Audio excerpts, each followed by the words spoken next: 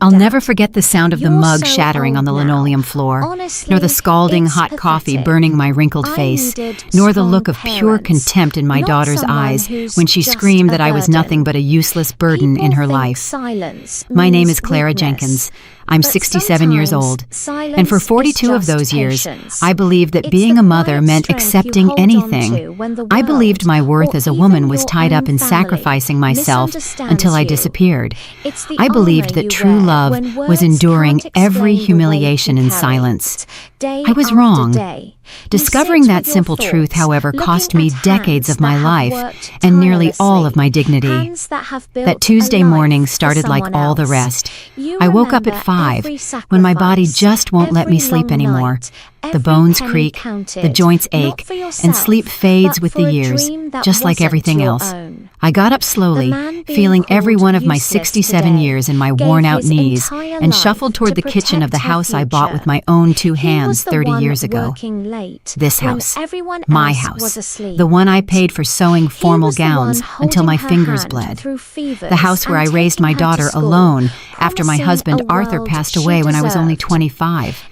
The house where I now felt like an intruder, a barely tolerated stranger, like an old piece of furniture that gets in the way but no one has the heart to toss out. I set the water to boil on the stove. The scent of fresh coffee began to fill the kitchen. That smell always reminded me of the quiet mornings decades ago when Arthur was still alive and our daughter, Tanisha, was a little girl who called me Mama and hugged me before heading off to school. How distant all of that seems now. So far away and nearly unreal, as if it happened to someone else entirely. Tanisha was already sitting at the kitchen table, her phone in hand, scrolling with that bitter expression that had become a permanent feature of her face over the last few years. I didn't recognize her anymore. The sweet child I watched dance in all her school festivals. The dreamy teenager who wanted to be a teacher. The young woman who swore she would always take care of me when I got older. All of that was gone. In its place was this 42-year-old woman, full of resentment, who blamed me for all her failures. Her husband, Derek Price, had left for work early. My granddaughter, Journey, was still asleep in the bedroom I'd fixed up especially for her when they moved in with me 3 years ago. 3 years that felt like 30. 3 years in which I'd become the unpaid maid in my own home. 3 years of complaints, contempt, heavy silence, and looks that told me clearly I was surplus to requirements. I poured the coffee into a simple white mug, one I'd owned forever. I placed it carefully in front of Tanisha. She didn't even look up from her phone. "This coffee is cold," she said, without even tasting it, without bringing the mug near her lips. "I just brewed it, honey," I replied softly. "It's hot, I promise." "Well, I say it's cold," she insisted, her tone hardening. "And it's watery, too. You messed up the coffee again, Mama, just like you mess up everything lately." I tried to explain that I followed the same recipe as always, used the same amount of grounds, that the water was boiling, but my words seemed to bounce off an invisible wall. She didn't want to hear. She never wanted to hear me. Suddenly she sprang up from the chair violently. The chair scraped the floor with a sound that sent shivers down my spine. She grabbed the mug with both hands, and before I could register what was happening, before I could shield myself or move away, she threw the coffee straight into my face. The scalding liquid hit my skin. It burned. It burned so much that for a second, I couldn't even breathe. The coffee streamed down my face, my neck, soaking my old floral blouse, but the physical pain was nothing compared to what came next. "You're just like your coffee, Mama," Tanisha shrieked, her voice filled with a hatred I never thought possible. "Old, bitter, and completely useless. I'm sick of you, sick of seeing you here every day taking up space, being a burden. You are dead weight in this house." She moved closer, her face inches from mine. "Everything you do is wrong. Your food tastes awful.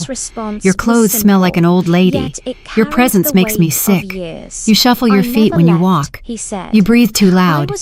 You're always just there, always bothering me, always existing when you shouldn't be. I wish you'd just disappear already. The words sliced right through me.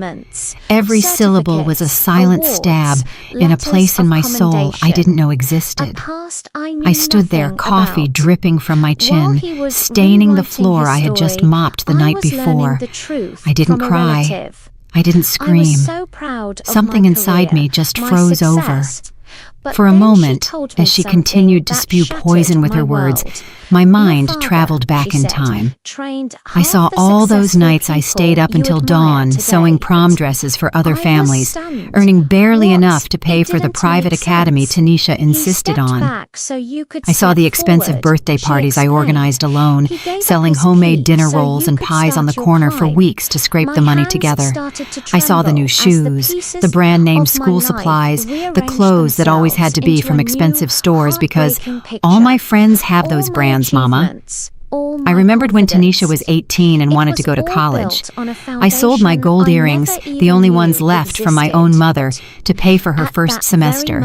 She didn't even say thank you. She dropped out 6 months later because she didn't like getting up early. I remembered when she met Derek.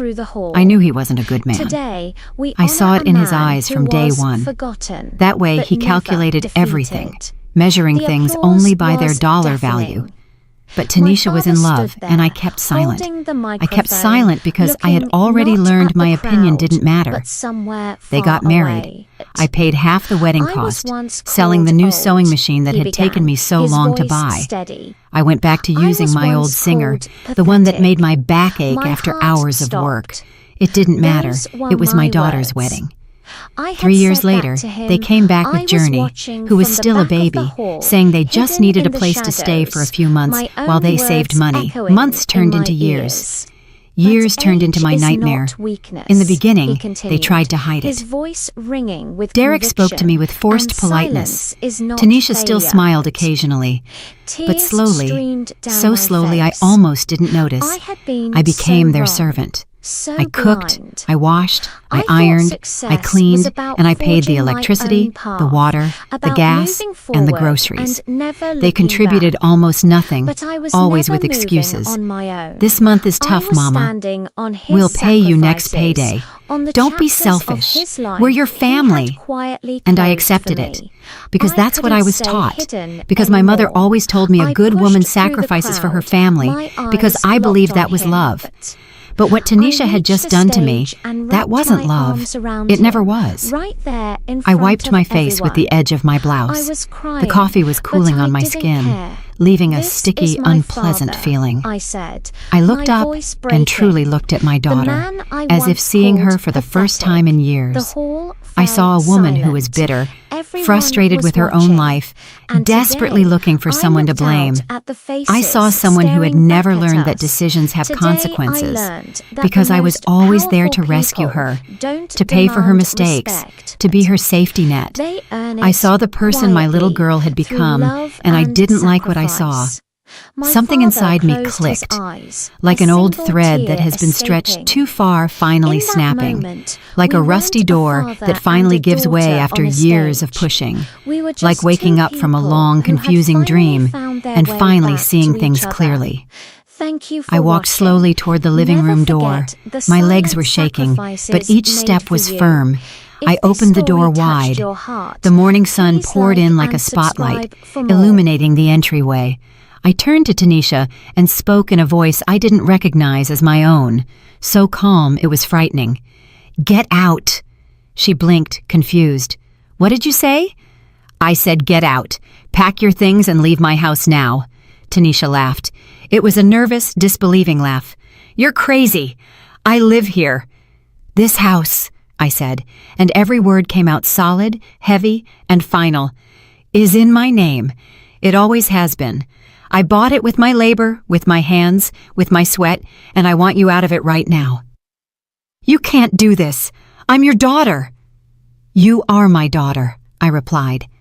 But you stopped treating me like your mother a long time ago. You turned me into your enemy, your maid, the target of all your frustration. Well, it's over. Derek will be back, and we'll sort this out, you'll see. Derek has to go too. When he arrives, I'll tell him the same thing. You don't have the right to be here. You don't have the right to treat me the way you did. Tanisha went pale. For the first time in years, I saw fear in her eyes, real fear that I was serious. Mama, I was angry. I didn't mean— Yes, you did, I interrupted. You meant every word, and you've probably been thinking them for a long time. Now you have to live with that, but not here, not in my house, not in my presence. And Journey? You're going to kick out your granddaughter too? Journey can stay if she wants. But you and Derek are leaving. You have until he gets home to pack what's yours. The rest stays here because I paid for it. You're a cruel, selfish old woman. Honestly, maybe, I accepted. Or maybe I'm finally learning not to let myself be treated like trash in my own home. Tanisha stomped up the stairs. I heard her violently throwing things into suitcases and slamming drawers. Journey woke up from the noise and came out of her room in pajamas, rubbing her eyes. Grandma, what's going on? I walked over to my 15-year-old granddaughter and stroked her hair. Your mother and father are going to leave, baby, but you can stay if you want to. Why are they leaving? I didn't lie to her. Children can sense lies. They feel it in the air. Because your mother treated me very badly, Journey. And I decided I won't accept being treated badly anymore. Not by her. Not by anyone. Journey hugged me. I felt her tears wetting my already coffee-stained blouse. I'm sorry, Grandma. I saw how she talked to you. I saw how they treated you. I always wanted to say something, but I was scared. It's not your fault, my love. It never was. Tanisha came downstairs half an hour later with two poorly closed suitcases and a red face from crying. But they weren't tears of sadness. They were tears of rage, of helplessness, of frustration that her controlled world was crumbling. This isn't over, she threatened from the doorway. I'm calling lawyers. This house should be mine too. Talk to whoever you like, I replied. The paperwork is clear. The house is mine. I bought it alone in 1995, before you were even married. You have no legal claim to it. You'll pay for this. I've already paid enough, Tanisha. I paid with 42 years of my life, with my youth, with my dreams, with my health. I don't owe you anything else. She slammed the door shut so hard, the windows rattled. Journey and I stayed in silence, listening to her footsteps fade down the street. Are they really just going to leave like that? My granddaughter asked. Yes, my love, they really can, and they really are. The next few hours passed in a kind of fog. I cleaned the coffee off the floor.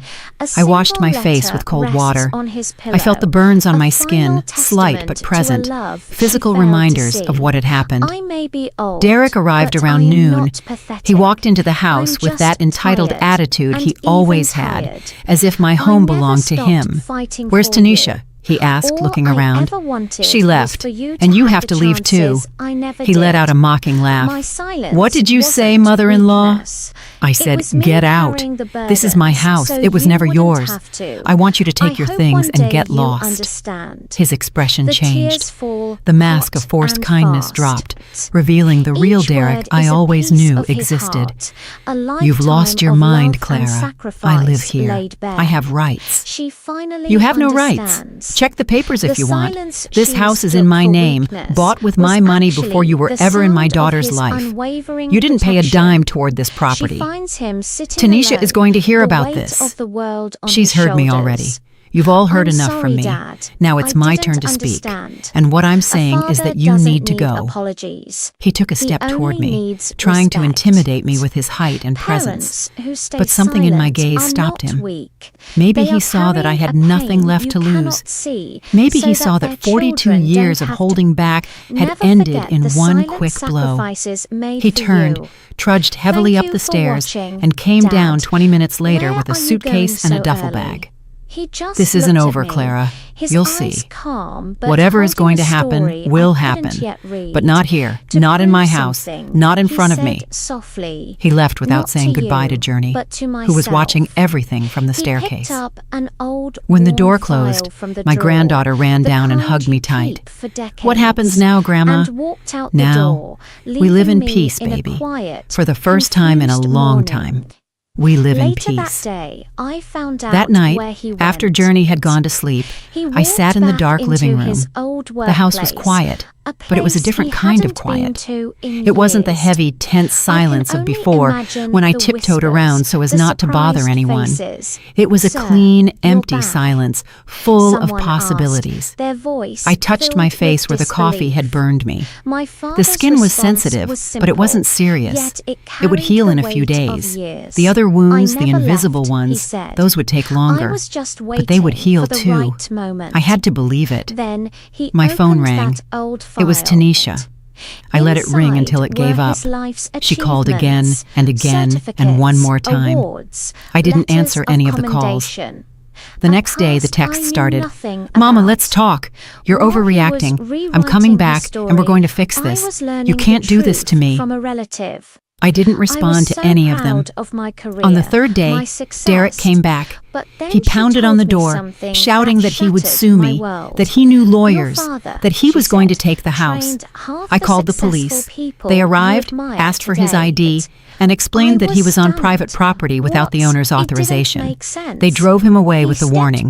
He didn't come back after that. Journey stayed with me for a week, but Tanisha's pressure was too much. The girl cried every time her mother called, begging her to come home. Finally, she packed her things one rainy afternoon. "Grandma, I don't want to leave you, but Mama says if I don't come back, she won't let me see you again." "It's okay, my love," I said, hugging her tight. "I understand. And when you turn 18, when you're an adult, you can come whenever you want. No one can stop you. I'll wait. Promise me you won't forget me." I could never forget you, Journey. You are the light of my life. You always were. She left crying. I closed the door, and for the first time in days, I allowed myself to cry too. I cried for my granddaughter. I cried for the daughter I lost years ago, even though she was still alive. I cried for all the wasted years. I cried for the woman I used to be, who let herself be treated that way. But when I finished crying, I wiped my tears. I looked at myself in the entryway mirror. I saw a 67-year-old woman with deep wrinkles, dark circles under her eyes, and gray hair. But I also saw something else. I saw strength. I saw dignity. I saw someone who had finally said enough. And in that moment, I knew this was just the beginning. That my life was about to change in ways I couldn't even imagine yet. What they didn't know, what Tanisha and Derek couldn't even suspect, was that my plans went far beyond simply kicking them out of my house. I had documents to review, I had calls to make, I had a life to rebuild from scratch, and for the first time in 42 years, that life was going to be completely mine. The first few days after Tanisha and Derek left were strange. The house sounded different. Every creak of the wood, every gust of wind against the windows, every drip of the kitchen faucet resonated in a new way. It was as if the house itself was finally breathing after years of holding its breath.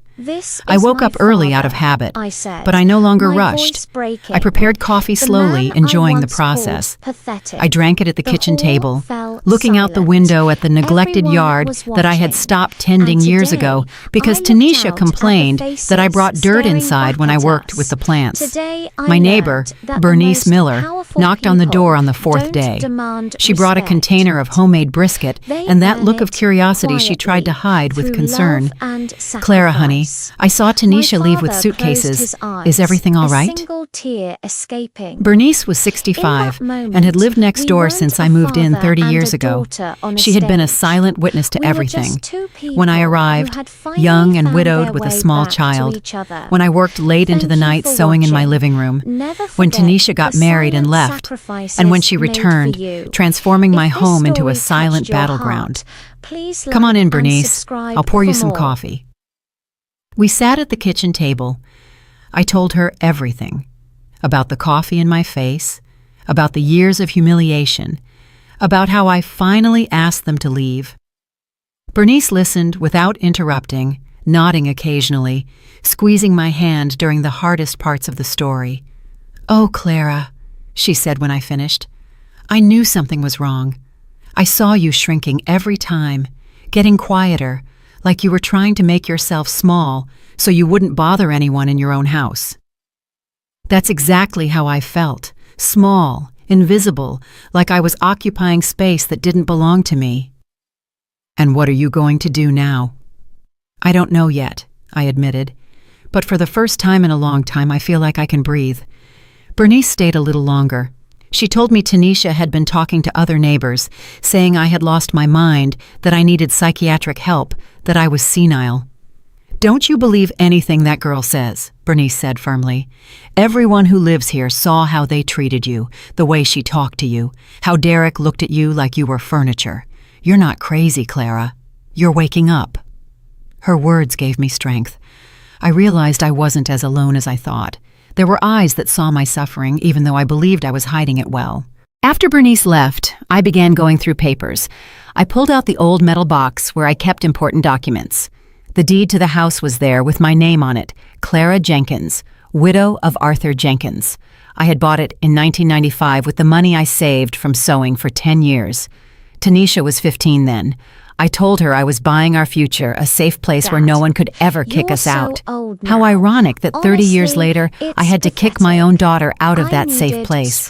I continued reviewing documents. I found old, yellowed receipts, Tanisha's enrollment in the private academy, which cost $300 a month, the expensive uniforms she demanded, the books that had to be new every year because she wouldn't use used ones, the graduation trip to Miami, Florida. That cost $15,000, which I paid for by selling my TV and my old refrigerator to buy a cheaper used one. I found the invoices for her wedding, the dress that cost $2,500, the reception hall, the food for 200 people, the music. It totaled $7,000. I put up $3,500, selling my new sewing machine and using savings I had set aside for my own old age. I kept searching and found more. Receipts for loans. I made them over the years, loans they never paid back. $1,000 for their first apartment's rent. $2,000 when Derek lost a job. $5,000 when Journey was born, $100 when their car broke down, $3,000 to pay off credit card debt. I took out a notebook and started doing the math. The amounts were staggering. In total, over 42 years, I had spent more than $300,000 on Tanisha. $300,000 that I could have used for my own life, to travel, to have comfort, to retire earlier and stop working so hard. And what did I get in return? Contempt, complaints, constant criticism, and hot coffee in my face. I allowed myself to feel rage for the first time. I didn't bottle it up in my chest like I always did. I let it out. I cried with rage. I slammed my fist on the table. I yelled out loud everything I could never say to Tanisha's face. When I finished, I felt exhausted but strangely relieved, as if I had expelled a poison that had been accumulating in my blood for years. I couldn't sleep well that night. Memories came in waves. I saw myself, a young 25-year-old, standing in front of Arthur's casket. My husband had died of a sudden heart attack. We didn't even have time to say goodbye. One day he was there, smiling, playing with Tanisha, and the next day he was gone. I was left alone with a 5-year-old girl, no close family, and barely any savings.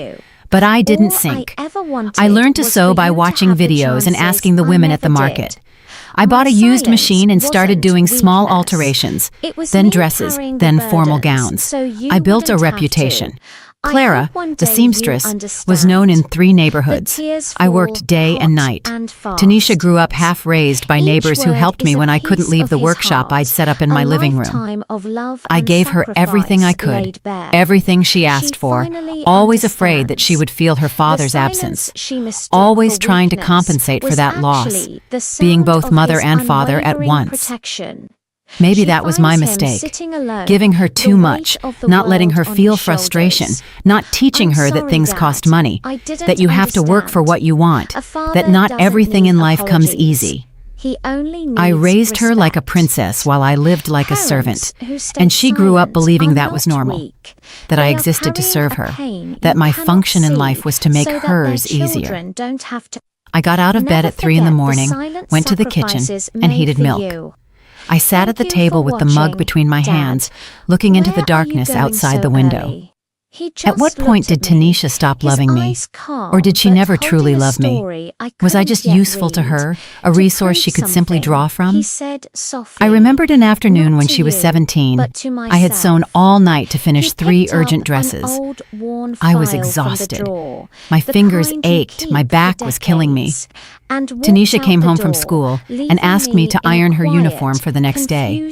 I told her to do it herself because I needed a moment to rest. She got angry, yelled that I was a bad mother, that all her friends had mothers who did everything for them, that she was the only one with a mother who got lazy. I ended up ironing her uniform, of course, and apologizing for wanting to rest. That pattern repeated for years. I would give in. She would demand more. I would apologize for existing. She would make me feel like I was in the way. When she met Derek, I thought things would improve. I thought that by having her own family, she would need me less, pressure me less, but it was the opposite. Derek saw an opportunity in me, a free house, free services, available money whenever they needed it. I remembered the first time I overheard a conversation between them. It was about a year ago. I was going upstairs to tell them dinner was ready when I heard voices in their room. I stopped unintentionally, not intending to eavesdrop, but the words came through clearly. When the old lady dies, Derek was saying, this house will be yours. We can sell it or rent it out. It's a good property. Don't talk like that, Tanisha replied, but without real conviction. She's my mother. She's a mother who's lived her life. We're just starting. We deserve this house more than her. We're young. We have plans. She's just taking up space. Sometimes I wish she would just leave, Tanisha said, and those words hit me harder than anything. Go to a nursing home or something. But if we kick her out, people will talk. They'll say we're bad children. Then we have to make her want to leave on her own, Derek suggested. Make her life miserable. Little by little, she'll decide to go herself. I backed away from the door without making a sound. I went down the stairs as if in a trance. I didn't tell them dinner was ready. I locked myself in my room and cried in silence, stuffing my mouth with a pillow so they wouldn't hear me. Now, sitting in my kitchen at 3 in the morning, I wondered why I didn't leave that very day. Why did I put up with another year of humiliation after hearing that? Why did I continue cooking for them, cleaning for them, paying their bills? The answer was simple and sad, because I didn't know I deserved better. Because I believed that's what mothers did. Endure, sacrifice, and slowly disappear until they were nothing. But not anymore. That cycle had been broken that morning when the coffee burned my face, and something inside me finally woke up.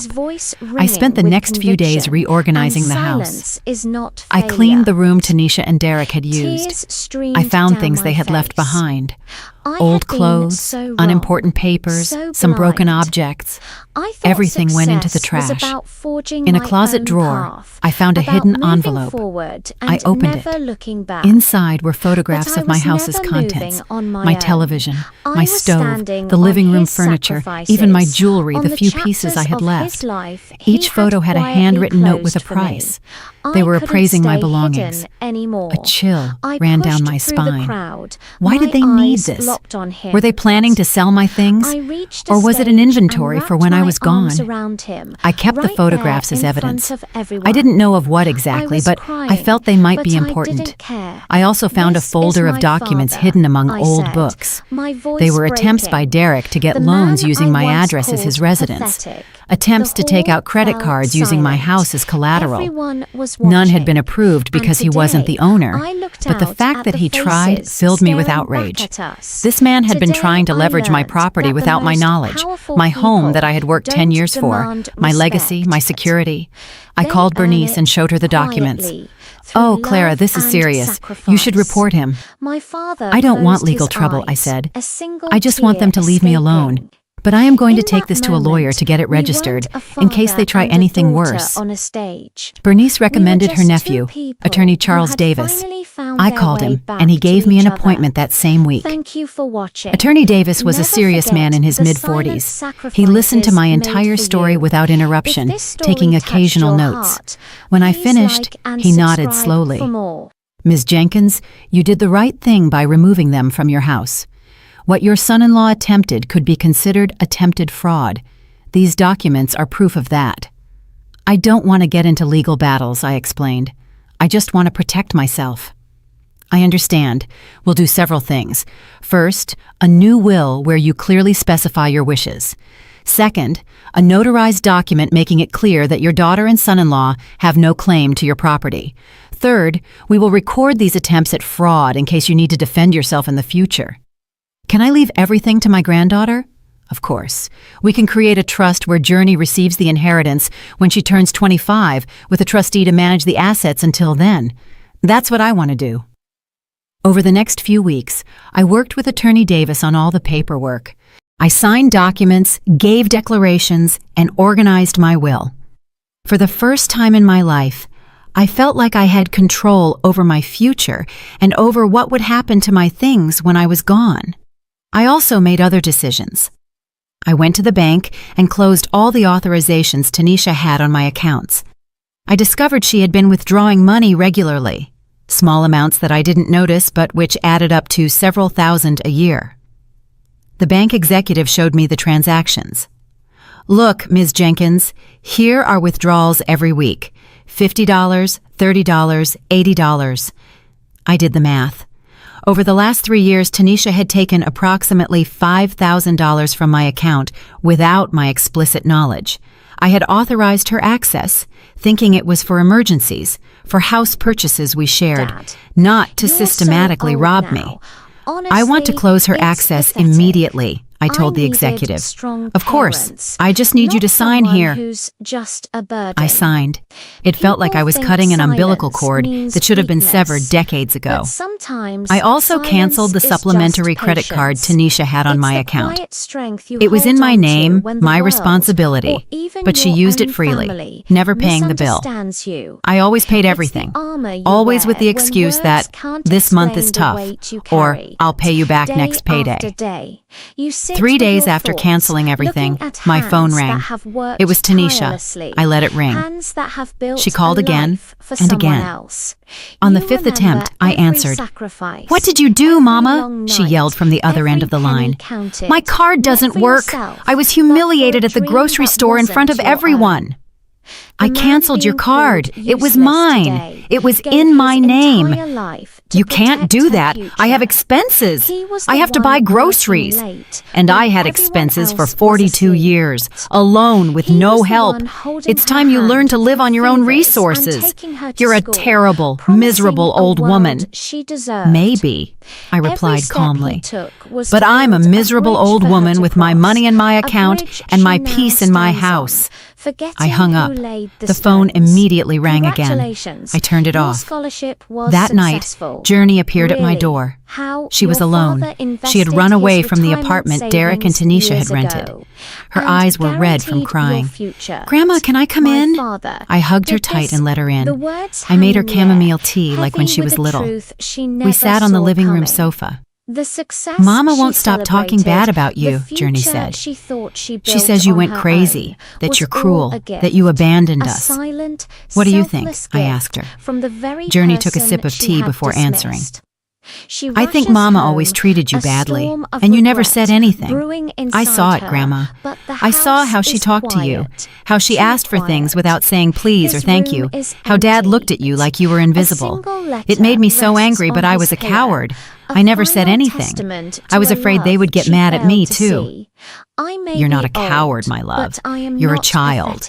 It wasn't your responsibility to defend me. But I could have. I could have said something. Anything. You're here now. That's a lot. Journey stayed the night. The next morning, before she left, I gave her my new phone number written on a piece of paper. This is my private number, I told her.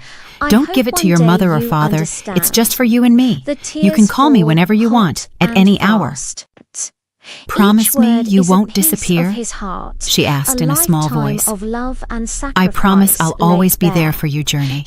Always. But my days of being available to your mother and father are over. Do you understand? Yes, Grandma, I understand. I watched her leave with a tight heart, but knowing it was for the best. Journey needed to learn to navigate her own family. I could be her refuge, but I couldn't rescue her from everything. She too had to grow up, make her own decisions, and find her own strength. Weeks turned into months. The house remained silent, but it was a silence I had learned to enjoy. I went back to sewing, but now for pleasure, not out of necessity. I made embroidered tablecloths, decorative pillows, small items that I sold at the craft market on weekends. One afternoon, 3 months after the coffee incident, I was watering the front garden when I saw Tanisha standing outside my gate. She looked different, thinner, more tired, older than her 42 years should have shown. I didn't open the gate. I stayed on the other side, the hose still in my hand. What do you need, Tanisha? I need to talk to you, Mama. We're talking now. Inside, please. No, whatever you have to say, you can say it from right there. She looked uncomfortable. She glanced around, aware that some neighbors might be watching. Mama, I want to apologize. What I did was wrong. The way I treated you was horrible. I'm sorry. Her words sounded rehearsed, as if she had practiced them in front of a mirror. Are you sorry, or are you sorry that you lost access to my money and my house? Both things, she admitted, and at least that was honest. I'm sorry I treated you badly, but I also need your help. Derek lost his job. We're behind on the rent. We don't have money to eat right. That is your problem, Tanisha, not mine. I'm your daughter. You are my daughter. But I am a human being before I am your mother. And human beings deserve respect, something you never gave me. I gave you my childhood. I gave you my life. You gave me nothing that I didn't give you first, multiplied by 100. I gave you education, a roof, food, clothing, opportunities. I gave you love when you gave me contempt. I gave you patience when you gave me complaints. I gave you money when you gave me demands. And it was never enough. Mama, please. No. The answer is no. I am not going to give you money. I am not going to let you live here again. I am not going to keep being your safety net while you use me as a punching bag. I saw tears roll down her cheeks, but they didn't move me. They were the same tears she had used all her life to manipulate me. I knew them well. One day, you're going to need me, she said in a trembling voice, and I won't be there. Maybe you're right, I replied, but I'd rather face that day alone and in peace than surrounded by people who hate me. She left without another word. I watched her walk down the street, her shoulders slumped, defeated. And me, I felt peace. I walked into my house, closed the door, and for the first time in months, I felt completely free. But deep down, I knew this was just the beginning. Bigger decisions were waiting for me, decisions that would change my life forever, and I was ready to make them. I woke up the next morning with a clarity I hadn't felt in decades. It was as if a thick fog that had been covering my mind for years had finally lifted. I could see sharply. I could think precisely. And for the first time I could remember, I knew exactly what I needed to do. It wasn't revenge I was seeking. It wasn't about making Tanisha and Derek suffer. It was something deeper and simpler at the same time. It was about reclaiming my life. It was about building something that was entirely mine, something no one could take away, something no one could contaminate with their contempt or manipulation. I sat at the kitchen table with a new notebook and a pen. I started making lists, not emotional lists, but practical ones, lists of action, lists of changes, lists of concrete steps toward a different life. The first list was called Legal Protection. I had made good progress with Attorney Davis, but I wanted to make sure there were no loose ends. I wrote down, verify the will is fully registered.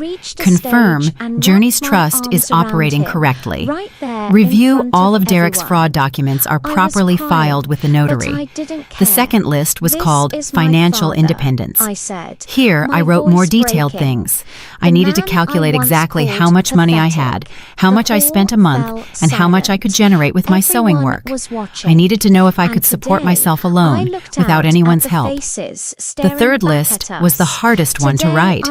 It was called New Life, and under that title, I wrote something that surprised even me.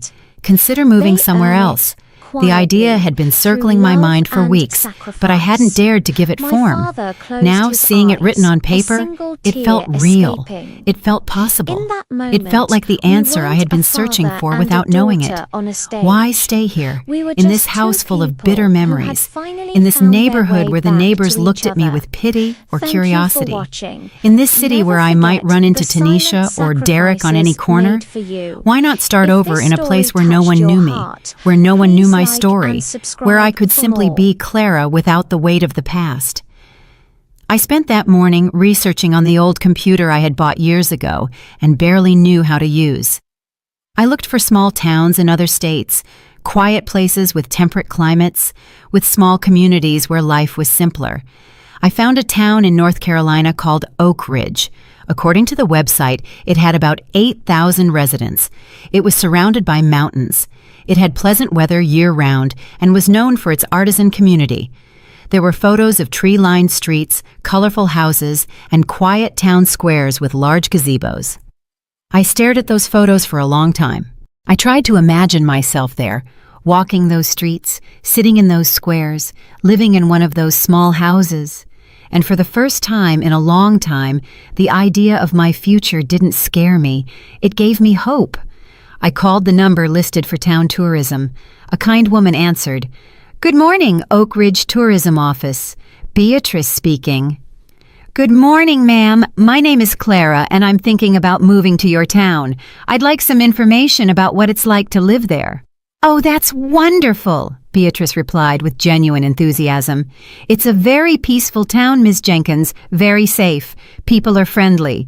We have everything you need, a health center, a market, schools, and it's very beautiful, very green." We talked for almost half an hour. Beatrice told me about life in the town, about the festivals, about how most people knew each other. She told me about houses available to rent or buy, about the prices, about the cost of living. "Is there work there?" I asked. "I'm a seamstress." "Perfect. We have a crafts market every Saturday where many women sell their work, and there's always a need for a good seamstress. The one we had moved away last year to live with her daughter in the city, and everyone misses her." When I hung up the phone, my heart was racing. It wasn't nervousness. It was excitement. It was the feeling that a door had opened, and behind it, there was light, not darkness. But I couldn't act impulsively. I needed to plan every step carefully.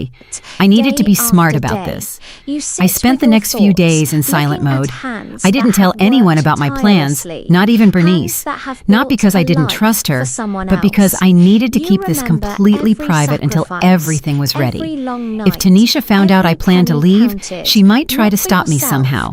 I started separating my belongings into 3 categories: what I would take, what I would sell, and what I would donate. I discovered that after 67 years of life, I had accumulated a lot of stuff, but very little of it truly mattered. The old clothes I no longer wore went into the donation pile.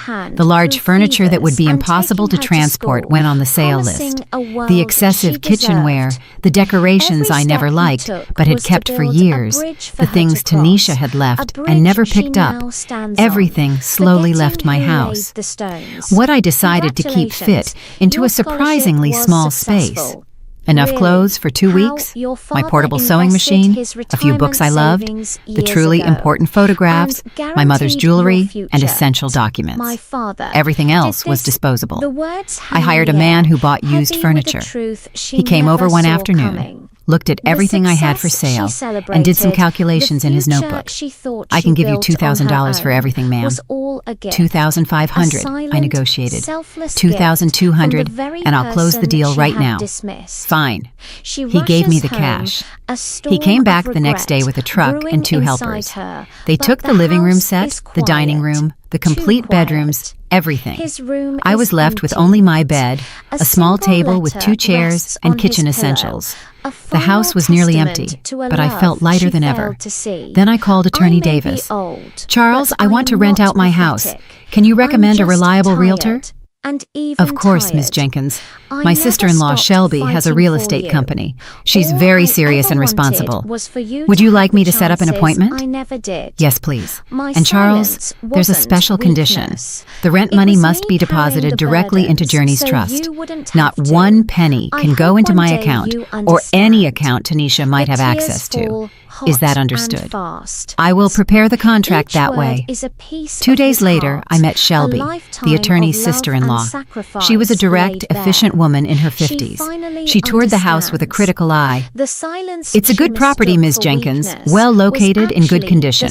I can easily rent it for $2,000 a month. The market is good right now." "How long do you need to find tenants?" "Give me 2 weeks, 3 at most."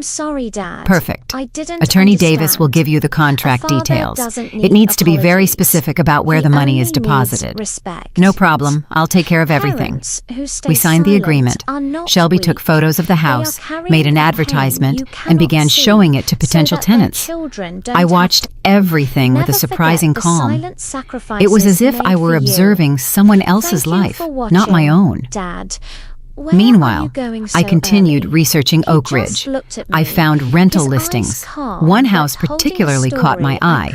It was small, 2 bedrooms, with a front yard and a view of the mountains. It cost $875 a month. I called the number on the ad. "Good afternoon. I'm interested in the house you have for rent." "Oh, yes, of course," replied an older woman's voice. "I'm Beatrice, the owner. The house is available. Would you like to come see it?"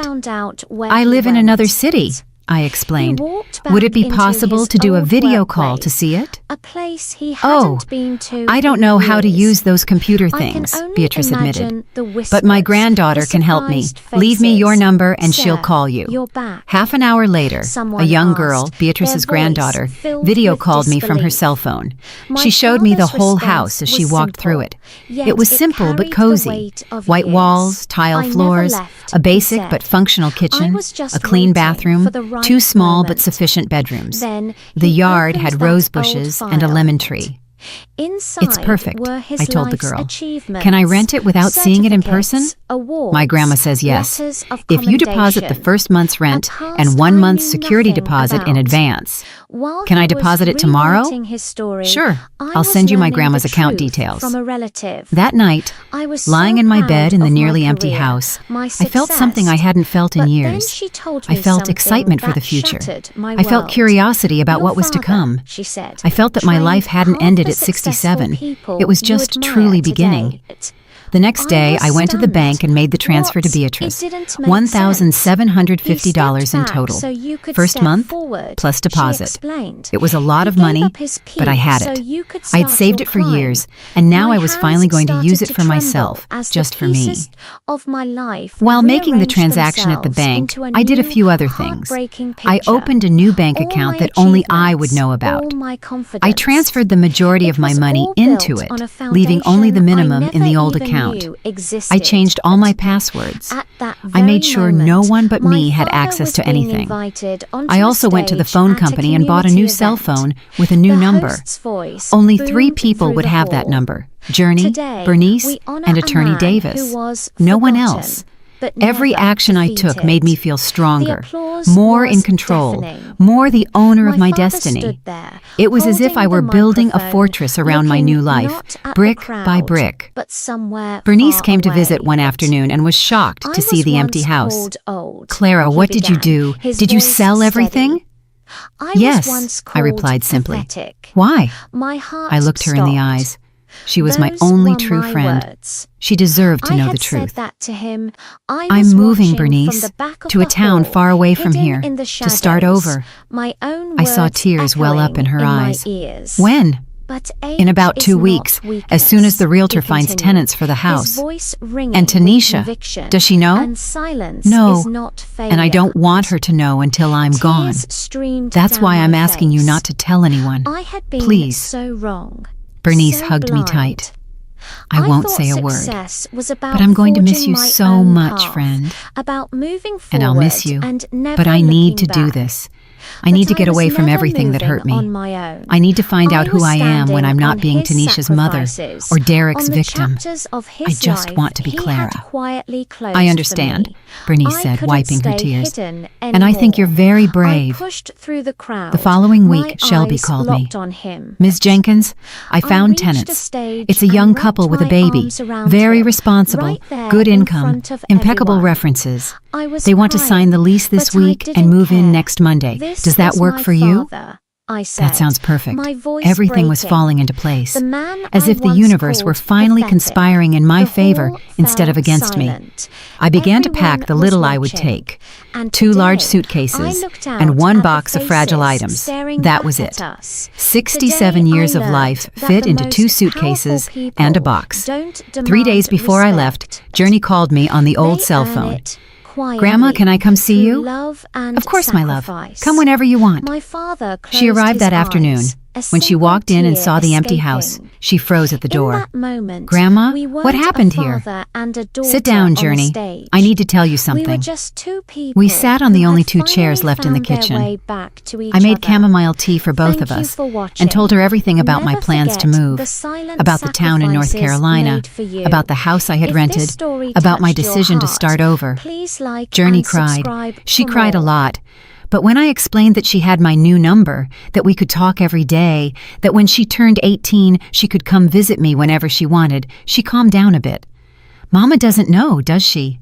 "I don't want you to tell her yet. Once I'm settled into my new life, then she can know, but not before. And if she pressures you to tell her, then tell her you don't know, that you came to say goodbye, but I didn't tell you where I was going. That'll be true, because I won't give you my address yet. When you're an adult, then yes." "Why, Grandma?" "Because your mother might pressure you to tell her, and I don't want to put you in that position. It's easier if you truly don't know." Journey understood. She was a smart girl. She knew the situation was complicated and that I was trying to protect her too. "I'm going to miss you so much, Grandma. And I'll miss you, my love. But this isn't goodbye. It's see you later. And we'll be in touch always. I promise." I gave her my new phone number, written on a piece of paper.